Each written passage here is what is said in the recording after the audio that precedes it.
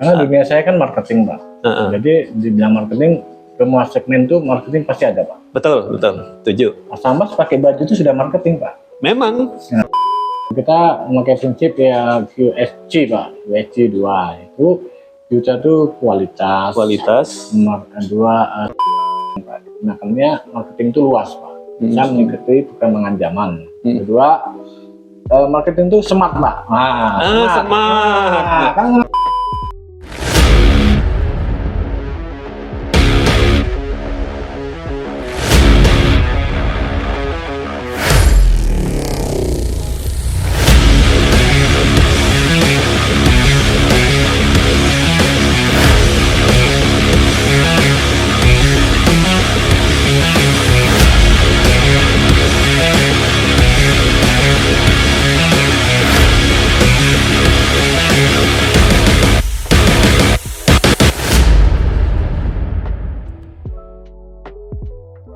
Sudah dong?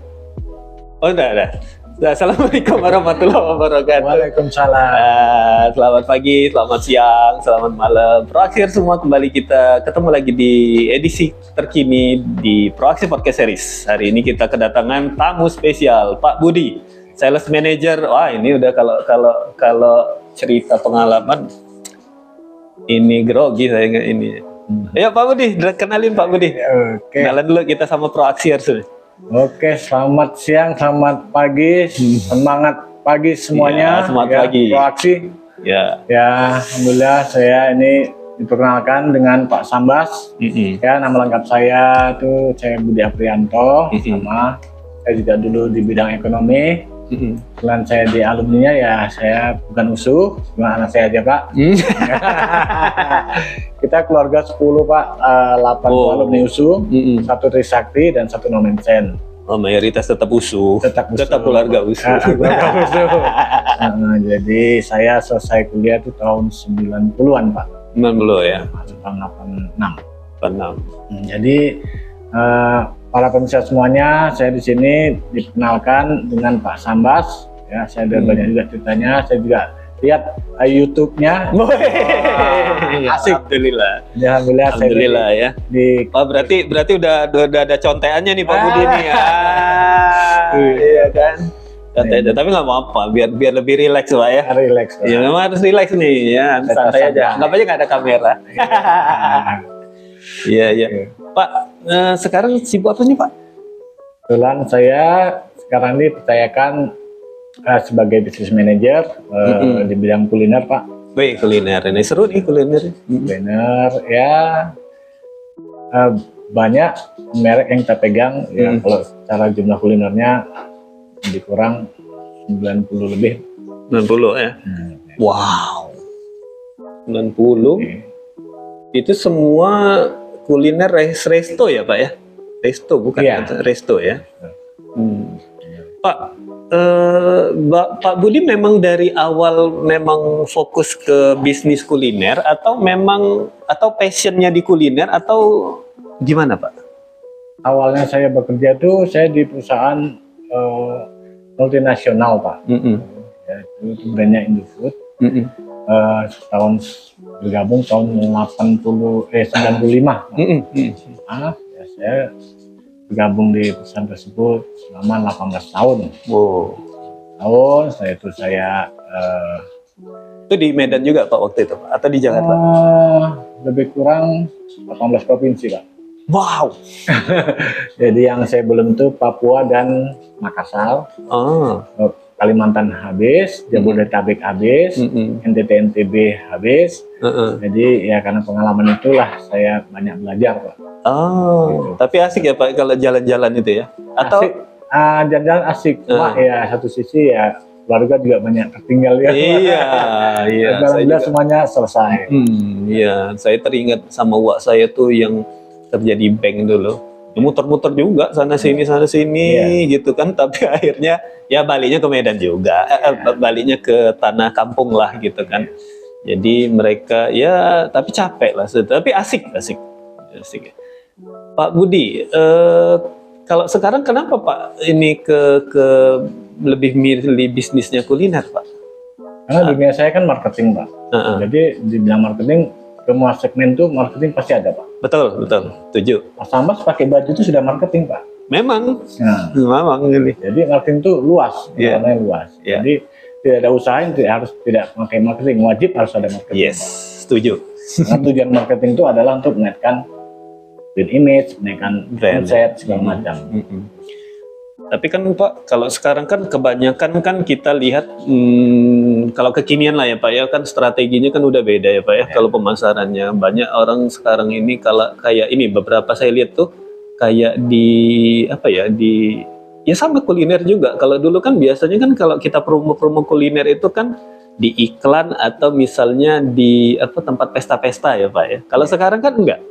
Ada model-modelnya itu misalnya gini, apa namanya, ke eventnya anak muda, misalnya ada band ini, tetap kuliner pasti ada. Kalau dulu kan nggak ada kan Pak. Iya. Biasanya kan ada cuma kayak minuman, Iya. makanan-makanan ringan. Kalau sekarang kan kafe-kafe juga ramai. Dilengkapin, Bang. Bener gitu ya Pak ya. Jadi itu tadi Pak, kembali marketing itu luas, luas. Artinya saat perkembangan zaman kita harus bisa mengikuti perkembangan zaman tersebut. Pak. Kalau kita tidak bisa mengikuti perkembangan zaman, sama dengan kita akan tergilas Pak. Nah, jadi kita harus mengikuti kafe. Sekarang banyak kafe yang buka warung kopi. Oh iya. Ya. Mereka sasarannya tajam Pak. Kenapa? Mindsetnya konsumen adalah warung kopi. Itu di mindset konsumen pasti murah. Oke. Setelah kita masuk ke dalam, mereka perbanyak melalui menu-menu. Ternyata ada nasi goreng, ada mie goreng. Jadi yang kepengen minum kopi jadi pengen nambah. Begitu Gitu. melihat kafe besar, mereka takut, aduh ini pasti mahal. Kalau kafe sekarang ini kan Pak, kita juga ngelihat kan kuliner itu ada levelnya ya Pak ya. Cuma ada yang level bawah, ada yang level menengah, ada yang level atas. Tadi Pak Budi bilang, oh kalau misalnya di luar kelihatan ya segmented lah ya Pak ya. Ada yang mahal nih pasti nanti gitu kan. Tapi padahal murah gitu kan Pak. Nah, jadi sebetulnya apa yang terjadi di bisnis kuliner sekarang ini Pak sebenarnya? Terutama resto, kafe atau gimana sih Pak ini modelnya? Resto, kafe gitu. Resto kafe. Ya gimana Pak? Coba mungkin Proaksir di sini saya juga belum nggak terlalu paham sih sebetulnya. Makanya ini mau belajar juga gimana Pak? Kalau resto itu kan misalnya di menunya Pak yang berbeda.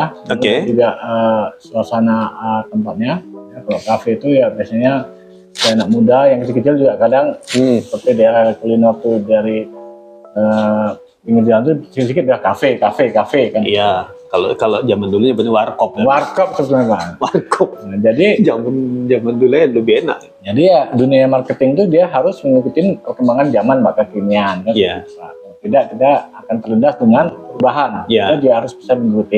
Yang kedua, kita juga harus bisa membidik pasar Pak. Saat ini pasar kuliner itu bisa lari ke warung kopi. Warung kopi. Warung kopi. Mas Ambas jalan kemana aja, daerah Ring Road, Iya, ambil di Medan. aja, namanya warung kopi itu mereka kemas Mungkin ratusan. betul. Mungkin pun setiap bulan atau setiap minggu tuh ada warkop baru. Benar. Iya kan? Karena mereka menciptakan tuh ya brilian juga karena dengan warkop itu mereka beranggapan ini murah nih warkop. Tapi begitu masuk ke dalam menunya lengkap Pak. Jadi semakin asik kan gitu Pak. Iya. Walaupun yang kedua juga dibarengi dengan fasilitas yang ada di dalam Pak. Wifi gratis. Harus ada wifi. Iya. Ada juga dibarengi dengan apalagi sekarang ibu-ibu itu nanti ada karaoke segala macam.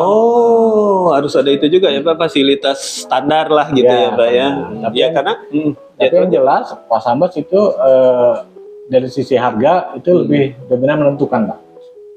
Nah kalau dari segi harga sendiri gimana nih Pak? Karena kan gini, kalau kayak di sinilah di kampus kan, daerah kampus kan kebanyakan anak-anak mahasiswa kan. Ya. Nah, jadi kan range harga itu kan juga beda. Nah, gimana Pak? Nah, kadang kita juga usaha kuliner juga kita lihat juga segmentasi pasarnya Pak, dan konsumen yang datang middle low, middle atau middle up. Middle up. khusus untuk pelajar, kadang mahasiswa juga kita buatkan suatu program Pak. Oh, oke. Pak Sambat, karena kita juga tahu ya mahasiswa kan pasti belum bekerja, pasti dari rumahnya pasti duitnya terbatas. Pasti. Jadi khusus Uang mahasiswa, jajan. Uang jajan. jadi khusus mahasiswa kita kasih diskon sekian persen Pak. Oh. Atau khusus mahasiswa di sini kita fasilitasi untuk ruangan VIP kita kasih free. Oh. Jadi artinya ya semua enak sama enak, mereka pun nyaman, yang jelas ya pelayanan kita juga harus cepat karena namanya tempat Pak, mau resto mau kafe, yang jelas nomor satu selain menu adalah layanan cepat. Cocok Pak, karena kan gini, ada juga kita tuh pernah pengalaman tuh ya sama ya Do ya dulu ya pernah ya Do ya makan di mana itu ya yang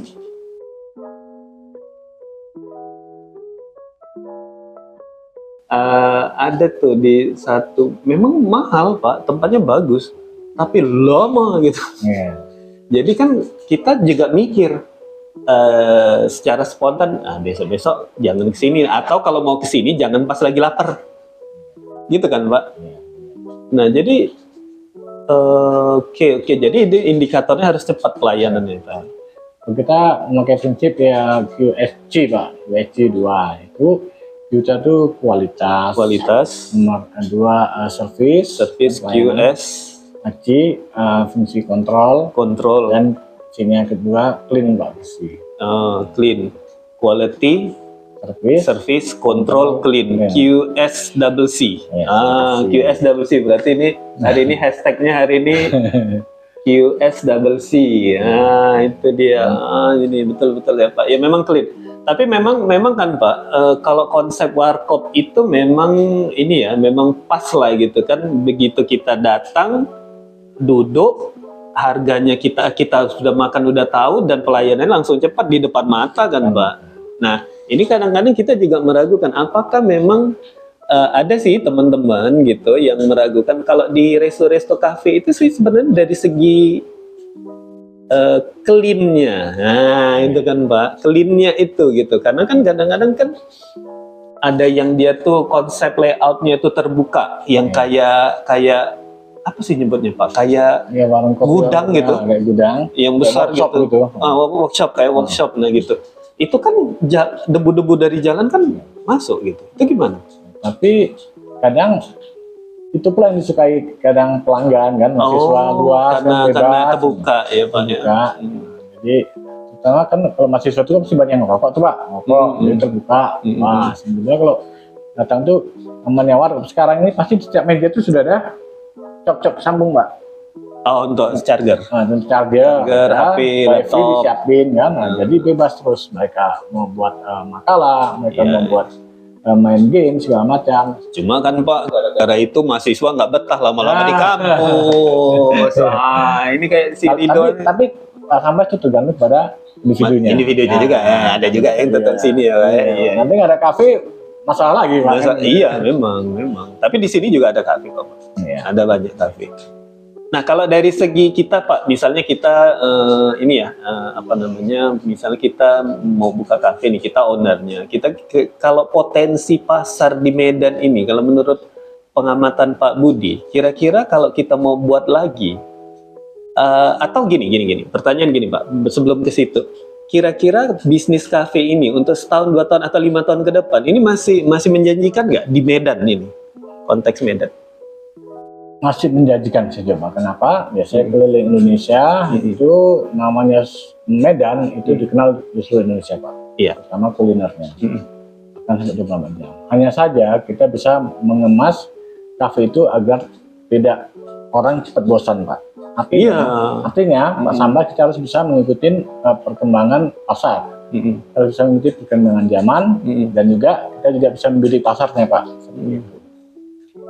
Ya cuma kan kadang-kadang gini juga Pak, kalau kita yang umuran yang misal kerja lah ya Pak, kita tuh kan lebih mentingkan kenyamanan tempat, karena kan kita bawa keluarga gitu kan Pak, dan rasa gitu kan. Tapi kan ada juga kadang-kadang kafe-kafe itu malah nggak, dia hanya jual tempat aja, yang penting Instagramable lah, gitu kan Pak. Yang penting ada spot-spotnya, perkara rasa ya nanti dulu gitu. Kira-kira benar nggak Pak kayak gitu Pak? Ya. Kalau saya Pak Sambas tetap nomor satu kualitas Pak. Kualitas ya Pak. Kualitas. Saat kita kan itu yang kita makan, kita masuk terngiang kan Pak. Oh pasti. Pasti kan Pasti. Pak Sambas. Besok-besok pasti kita pengen walaupun aduh rame cepet tapi puas di hati. Nah, karena kan yang kita makan Pak. Iya. Bisa ngerekom juga. Nah, nomor satu tetap kualitas Pak. Baru nomor dua tempat.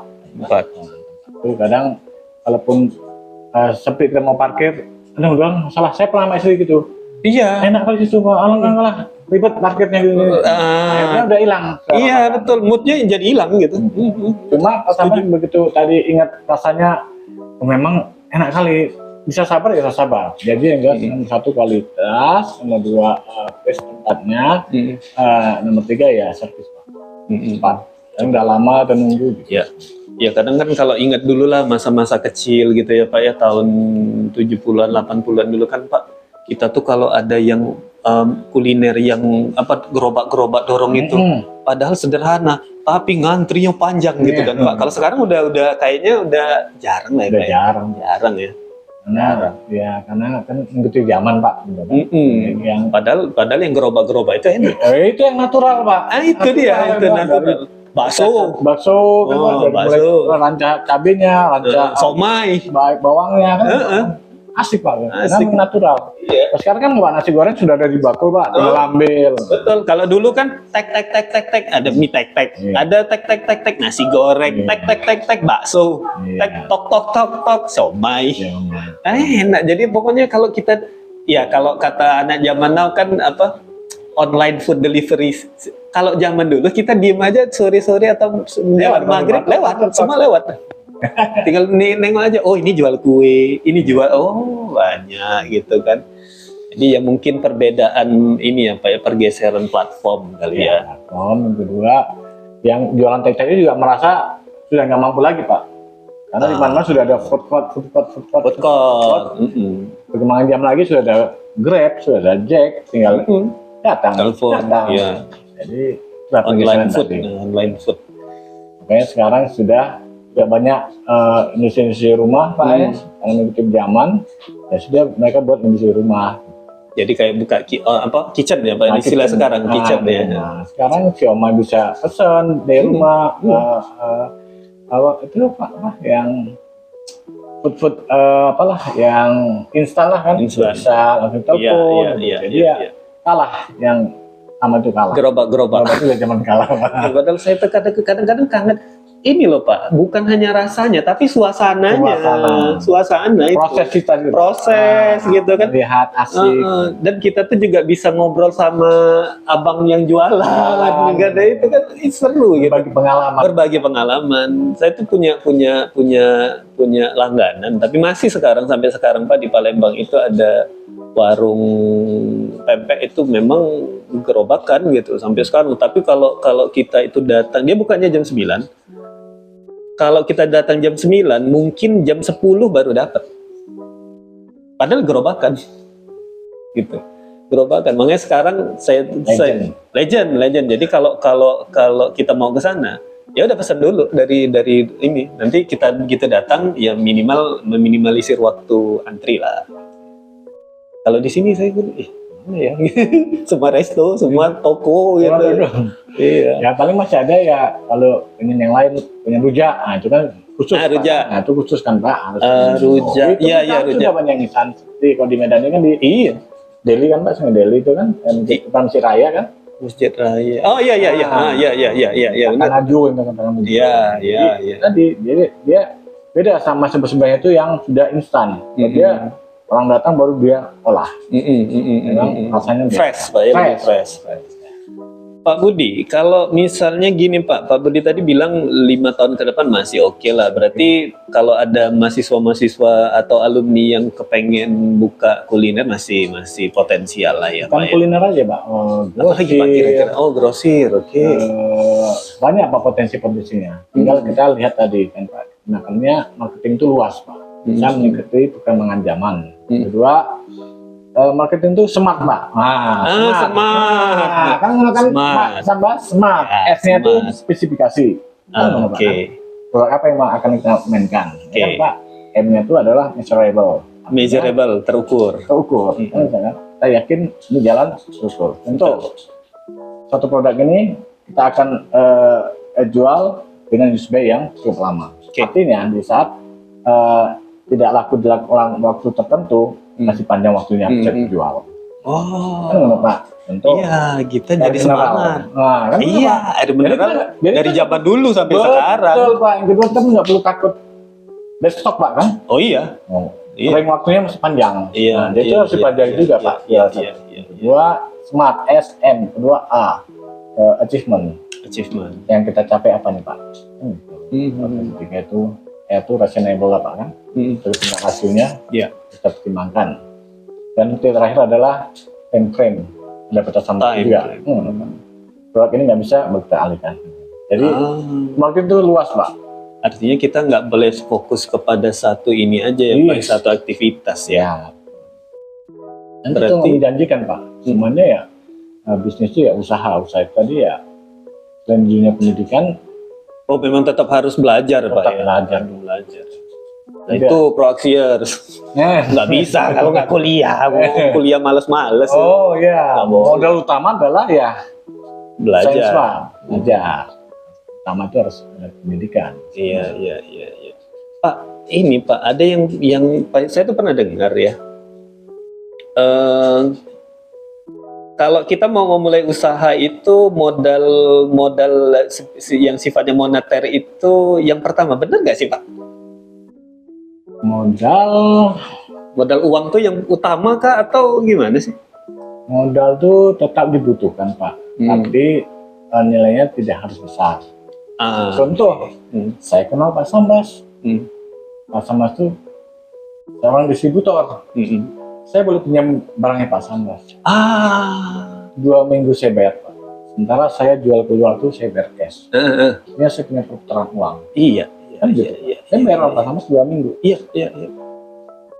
Tapi ada suatu deposit menjaminkan. Iya, ada jaminan. Jadi tidak harus tunai juga Pak. Nggak harus, artinya boleh jadi kita itu harus ada kemampuan keuangan, tapi bukan utama gitu kan? Kepercayaan Pak. Kepercayaan. Iya, trust itu yang luar biasa Pak. Tapi susah dapatnya Pak. Kalau apa kepercayaan orang itu? Oh iya. Kan kalau kadang-kadang makanya itu ya keberhasilan di mana-mana itu ya jika kepercayaan, trust dan honesty lah Pak. Kejujuran. Nah, kejujuran ini saya suka nih. Tadi ya kan Pak. Iya, itu memang. Dimanapun usaha kalau tidak nggak jujur tetap ada namanya ya kalau kita percaya ya hukum karma itu tetap berjalan Pak. Oh gitu ya Pak. Tuh Din, dengerin Din. Denger Din. Ya. Ini dapat kuliah nih kita, dapat KS nih hari ini, ya kan? Tapi seru Pak. Cuma inilah nih, udah ini nanti 1 jam lah. Boleh ya kapan? Ini makin meluas. Tadi kan seru. Kuliner. Iya. Kalau marketing itu luas. Saya sudah jalani semuanya tuh Pak Sambas ya, dari grosir, distributor, grosir lagi gitu kan Pak.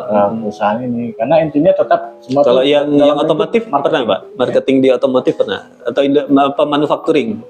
Yang lain ada nggak? Otomotif belum Pak. Ya, atau jasa ada Pak? Jasa contohnya apa tuh Pak? Kayak misalnya jasa di kayak banking atau asuransi enggak ya? Tetap nomor satu ya kepercayaan Pak. Iya juga, saya jual jasa ke Bapak, tapi tinggal percaya. Iya, kalau jasa yang memang nomor 1 harus percaya nih Pak. Iya. Dari sisi marketingnya ya kita jual selling point ataupun added value dari perusahaan jasa tersebut kan. Iya, makanya sama. Saat realisasinya tidak sesuai, pasti Bapak kan kecewa kan? Pasti. Jadi pasti orang pun nanti nengoknya pasti gini, biasanya udahlah nggak usah pakai lagi. Gitu. Nah, makanya itu Pak Sambas, saya pun masuk di jenjang itu saya berpikir Pak, saya harus pelajari dulu yang akan saya kelola bisnis tersebut kan gitu. Iya. Karena kan gini juga Pak, apalagi kita di akuntansi ini kan jasa yang dijual kan. Gimana kalau kita nggak jujur sama diri sendiri, macam mana mau percaya sama orang percaya ke kita gitu kan? Jadi kalau bisnis tadi dilarikan ke akuntansi atau akunting ya tetap wajib ada Pak. Kenapa? Ya akunting itu adalah rambu-rambu dalam kita usaha. Berarti wajib. Wajib. Tuh Proaxiers. Kita rugi, dipaksa terus, nggak bisa. Akunting harus tingkatkan. Pak, ini kondisi begini Pak, ini kondisi begini Pak, Bapak lakukan A akan jadi B, akan jadi C.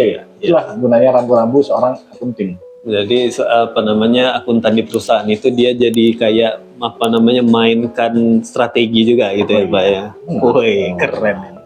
Pak, kami minta ini dong Pak, apa tips dan saran untuk Proaksi ini Pak, kira-kira apa sih Pak? Ya kami ini kan, kalau di Proaksi ini sih sebenarnya udah lama ya Pak ya, tapi sebetulnya dia mengudara tuh baru 2 tahun gitu. Mungkin bisa tips untuk kami Pak, untuk bisa kami lebih maju lagi gitu. Sama Pak, Proaksi itu bagian dari institusi, sebuah institusi. Ya. Kepanjangannya Pak? Program Studi Akuntansi. Program Studi Akuntansi. Ya. Artinya melibatkan para dosen dan mahasiswa. Artinya juga mereka juga peradabannya juga di dunia marketing pasti jalan. Iya harusnya. Tadi kan saya sampaikan Mas Ambas pakai baju itu sudah bicara marketing untuk memperkenalkan diri. Saya ini siapa? Jadi program ini cukup sangat baik Pak, sangat baik mendukung. Artinya ada kancah, ataupun ada wadah ex mahasiswa atau ex itu adalah yang sudah selesai dan juga para dosen sudah selesai untuk berpikir ke depannya apa yang akan kita lakukan selain di akademis kan gitu Pak. Iya. Karena tujuan hidup ini kan adalah juga tetap mencari nafkah Pak untuk meneruskan perjalanan hidup kita. Jadi selain di akademis juga kita akan upaya usaha apa untuk bisa mempertahankan kehidupan kedepannya. Jadi event-event seperti tadi kita bicara tadi bisa menambah wawasan juga Pak untuk buka usaha ini, usaha ini. Dan nanti dalam usaha itu tadi ya kita terbitkan juga momen-momen seperti kegiatan Proaksi ini. Gitu, Pak. Jadi contoh terinspirasi Pak. Kita punya suatu wadah, kita buat suatu kafe, kita sediakan juga hall, kita juga sediakan ininya.